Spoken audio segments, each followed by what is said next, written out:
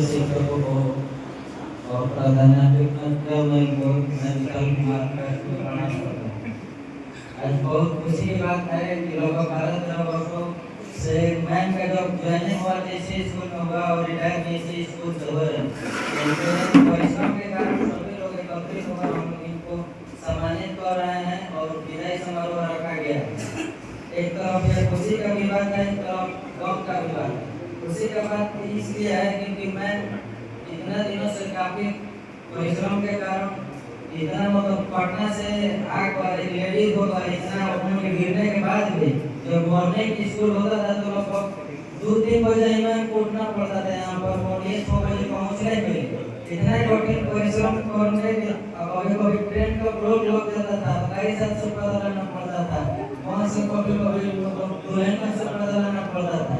इतना परिश्रम करते हुए मैं हजारों बच्चों को पढ़ाकर उनके मंजिल तक पहुंचाई और एक अच्छा आदमी बनाने का प्रयास की और हम भी मैम से पढ़े हैं और मैम का पढ़ाया हुआ चीज हमें आज भी याद है। संस्कृत का मतलब इस तरह पढ़ाते थे हो, आप कहानी की तरह समझा देते थे।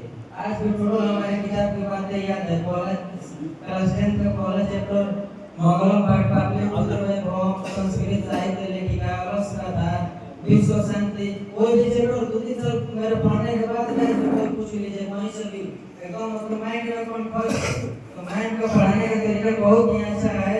और गुरु और सड़क में एक समानता है कि शिक्षक वहीं रहते हैं और सड़क भी वहीं रहता है, लेकिन दूसरे को उनके मंजिल तक पहुंचा देता है।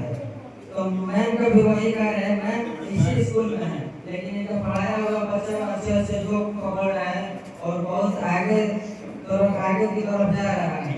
और कहा गया है कि गुरु गोविंद दो प्रयोग काके लग बहु बोलिहरि गुरु आपने गोविंद देव बताए।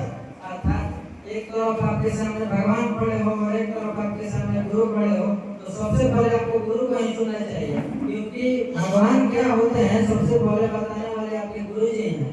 और हम लोग जब स्कूल में आते हैं तो हमारे यहाँ पर माता पिता नहीं होते हैं, गुरु ही यहाँ पर हमारे माता पिता का काम करते हैं। तो हम लोग को हमेशा अपने शिक्षकों को उस नजर से देखना है और वैसे सम्मान देना है, कभी उनको शर्मिंदगी महसूस नहीं होगी। और जिंदगी में कभी ऐसे कार्य मत कीजिए कि आपके गुरु जी को आपसे नजर चुराना पड़े, उनको शर्मिंदगी महसूस होगी। आप हमेशा ऐसा कार्य कीजिए कि आप दूसरों के लिए उदाहरण कीजिए, ऐसा कार्य कीजिए कि जब मैम आपसे मिले ना तब उनको खुशी महसूस होगी।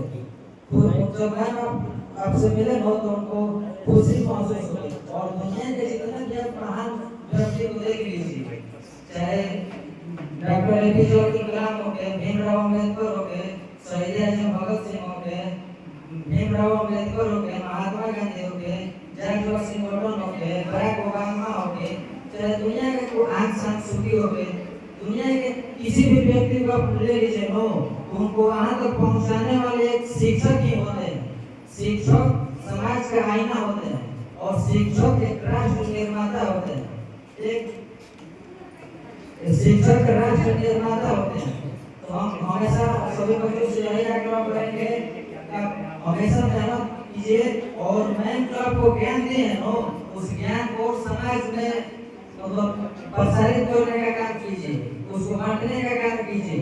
और शरीर का ज्यादा मतलब महत्व नहीं है, हम लोग विचार हमारा शरीर से उत्पन्न होता है। इस हमने है तो क्या है, मान लीजिए हमारा कोट मतलब सांस टूट जाएगा तो शरीर का कोई वैल्यू नहीं रह जाएगा।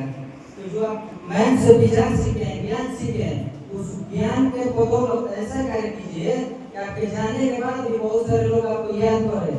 जैसे बहुत सारे महात्मा गांधी, शहीद आजम भगत सिंह, बहुत सारे लोग इस दुनिया में नहीं है फिर भी हम लोग उनको याद करें, क्योंकि वो हमारे लिए बहुत कुछ करके गए हैं और देने वाले को ही दुनिया याद करते हैं। जो अपने लिए व्यक्तिगत करेगा तो उसके लिए बहुत सीमित लोग उसको याद करेंगे।